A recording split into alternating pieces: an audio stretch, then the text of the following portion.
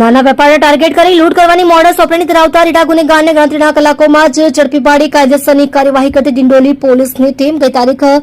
28/4/2026ના પોણા 7 વાગ્યાના અરસામાં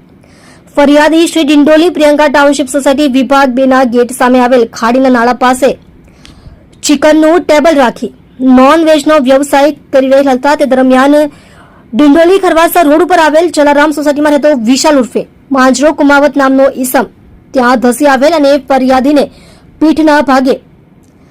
લોખંડના સળિયા મારી ફરિયાદીને ગળાના ભાગે ચપ્પુ રાખી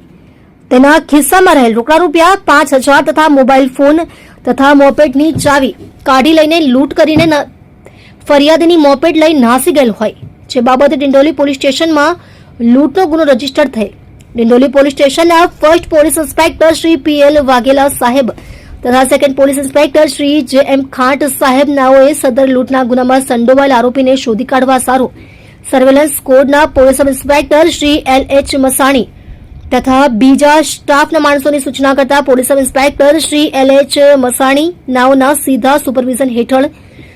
સર્વેલન્સ સ્કોડના માણસો આરોપીને શોધી કાઢવા સારું કાર્યરત હતા. તે દરમિયાન હેડ કોન્સ્ટેબલ હિતેશભાઈ દેવજીભાઈ નાઓને મળેલ ચોક્કસ બાતમી હકીકતના આધારે નાના વેપારને ટાર્ગેટ કરી લૂંટ કરવાની મોડસ ઓપરેન્ડી ધરાવતા રીઢા આરોપી વિશાલ ઉર્ફે